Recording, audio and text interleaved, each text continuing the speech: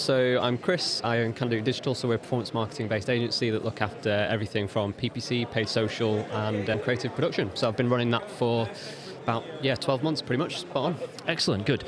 We've done a podcast together before for a completely different thing. Yeah. So I know a little bit about you, but it'd be interesting to find out a little bit more about your journey. Just going to quickly set the scene though, because we are 6 minutes into Marketing Showcase at Liverpool. So we're in Tree in Liverpool today, and this is first podcast recording of the day. So thank you for dragging yourself out of bed to come and join us bright and early. Pleasure to be here. The sunny weather, can't not come. We always ask people to suggest what topic they'd like to talk about, or maybe suggest like a title for their podcast episode. And you were the first person that included the words £1 billion in your kind of suggested topic for today. Elaborate. Yeah, so 12 months ago, I used to work for a company called AO. You might have heard of them. They're a big rival to Currys, and turning over a lot of money, doing everything in the kind of the online space, don't have a single brick and mortar store to their name. And for the last 5 years, I was helping to run all their performance-based marketing there. So again, PPC, Google, Meta, bit of affiliates, everything in between. It was a magical journey, and turning over £1 billion plus a year. And in 12 months, I just went, you know what, I'm working with a few freelance people here. Let's do my own thing. Overnight, went from working for a £1 billion company to a £0 company, which was terrifying. But equally, it's boosted my knowledge, really. Not that I became stagnated, but when you know so much about Google and Bing, you can't know too much more. So I actually ended up learning so much around other things like how to run a business, dividends, AI operations, everything that sort of fuels client retention and client growth. And that was the real thing that's been my core focus over the last months, is how to build a business rather than build marketing for other companies. I know that. So the last 12 months, like I said, has just been that real journey of understanding how everything clicks together.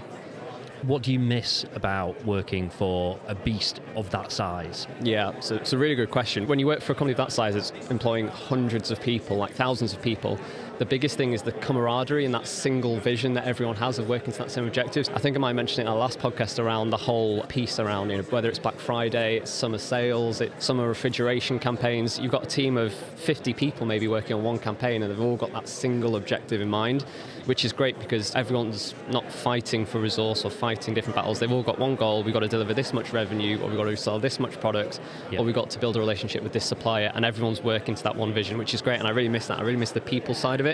I have tried to almost then compensate that through having my own business, which is effectively a team of one, because it's really easy for me just to sit in a room by myself all day and do absolutely nothing, talk to no one, and go, I wish I was talking to those 50 people. So what I try and do is obviously get out, talk to people, meet new people, network, socialise, events, and come to great things like this. Yeah, that makes sense. I do some freelance work for the BBC, which is probably not the biggest organisation in the company, but it's right up there, isn't it, in terms of UK size and stuff. And what always gets me is the best and worst thing about working for a big organisation is there's always someone else to blame things on. Which can be to your advantage, but it also means sometimes when you're just trying to get an answer about something and you just get passed from person to person and no one wants to take responsibility, and they go, oh, that's probably such and such department, give them a call, they're on 63104, and I'm like, but how do I just get this sorted? And there's so much complication. When it's just you by yourself, the buck stops with you, doesn't it? And that is terrifying and sometimes terrible, but also brilliant, because it means you can just, literally the name of your business is Can Do, isn't it? But you literally can just do, can't you, when it's just you? I do like to embody that attitude. A really good example is actually one of my clients is like a property auctions company, and the way that they've worked recently is just by empowering their staff to have that relationship with the client and pick things apart for them. They don't want to say, oh, your mortgage needs to be sorted, that's someone over here, or the house inspections need to be sorted, that's this department. They take on ownership, they take on the responsibility for that. And I've learned a lot from that, and it's a very good point because I've tried to do that myself. I feel like I'm responsible for everything, nurturing the client, delivering the sales for the client, building contracts for the client, everything. And it's great because, again, they trust me once I've been able to deliver a fair contract, fair results, brilliant results in a lot of cases. And it's a very smooth relationship. There's not that much grit in the machine of waiting 2 days for someone else to respond from a different department, and they pass their message on, you've got to raise a ticket, and it can be quite cumbersome. In my world, I do work with specialised freelancers. If there's a particular tracking problem I have, I'm quite good at marketing, but I don't know every single thing because it is evolving so quickly every day. So I work with specialised freelancers, but ultimately the buck stops with me being that single point of contact. means that to a detriment perhaps, but any time of day or night, my clients can drop me a WhatsApp and I'll tell them exactly what they need to know. And that works well because then they trust that I'm at the end of the line for them rather than waiting for someone else to come along to them back down the line. Yeah, it's a really good point. I'm nodding hard in agreement with that because I've had a couple of clients who said, ultimately, James, we went with you because you mentioned about we can just WhatsApp you and you'll just sort it. And it's even if I'm using freelancers to deliver bits of work, they just know like they come to me first. Doesn't matter if I'm on holiday or whatever, like I'll still sort that stuff out. And that's a really attractive thing. Of course, it does come with its drawbacks, and we're in an interesting time at the moment in terms of where kind of technology fits into things across all of marketing, but I think particularly interesting when it comes to that kind of one-man band approach, because technology, automation, AI, all those things can really help us. I'd be really interested to see where you're at in terms of tech and what you've already implemented or what you're looking at the moment. Yeah, absolutely. So I think without AI and a sort of automation strategies in my business, I would have probably already gone out of business because it just has saved me so much time and it just allows me to get so much more done. There's tools that, when I think about my PPC start to my journey 9-10 years ago, I was checking bids myself, I was checking copy was spelt correctly, I was checking links to websites were not going to 404s. All of that can be done in a way with software that just allows you and pings you an email if there's an account that's overspending, if there's a web page that looks a bit slow, if anything like that, you can really just build AI to how you want it. So I've got a very good set of tools that just alert me if there's an anomaly, which means a lot of my time can be spent on strategic stuff for the client. What's the market they're in? How do we get them to where they need to be?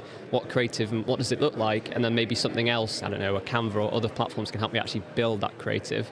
And then similarly now, I'm just testing the waters here, but there's a lot of AI in potential outreach systems that I'm now using as well, both in terms of cold prospecting, but then also just like newsletters and nurturing already clients here, all the way down to things like referral and partner programs. How do I keep people in the loop that I'm offering X% referrals and building a network of people that almost work for me, but I don't have to pay them unless something comes in. So it's a very fluid model, but I think AI is very important. There's a lot of people now that are very scared of AI.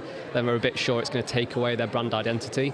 And at the moment, all CEOs are looking at AI and going, if it's going to save me 20, 30, 40 grand a year, why wouldn't I do it? I can employ someone else to look after the brand, but someone else to actually do some of the legwork. There's a very distinct differential between AI that's just doing AI for, let's say, customer-facing stuff, which you obviously have to tweak.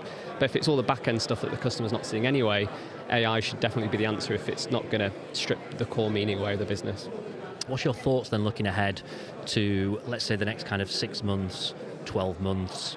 The world's a bit of a weird place at the moment, and I'm getting a lot of people saying to me like, oh, everything's disastrous, and I'm like, is it? Because it feels all right. At the moment, I seem to be winning more business than losing, but I know there's all kinds of predictions and whatnot. So what's your thoughts in terms of the marketing world over the next 6-12 months and the challenges and the good stuff? Yeah, I think it's disastrous if you're sitting still.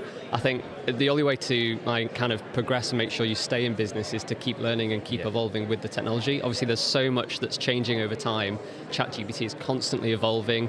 You can still tell it's being written by a robot in a lot of cases, but if you look at some of the imagery that it's now being able to create, like you can create an advert from another advert and change some things around, and it's very nuanced in what it does. I have a friend recently who's bought a new house, and he was able to say, hold on ChatGPT, I want black windows and I want a grey door and I want this, and change the colour of the tap to gold and all this kind of stuff. Oh, wow. And it was absolutely incredible. And this housing company were just like, we couldn't do that. We wouldn't even know where to start. And he was able to do that in 2 seconds. I'm not saying we should all rely on ChatGPT, but it has those use cases that are quite pretty cool from a marketing point of view. That's very cool. That's very cool. Final question from me then. Yes. Anyone that listens to this who's in a similar kind of boat in terms of maybe they're just starting out or wherever they are in their journey as like that single person kind of marketing outfit, what's your one kind of killer tip that you would give?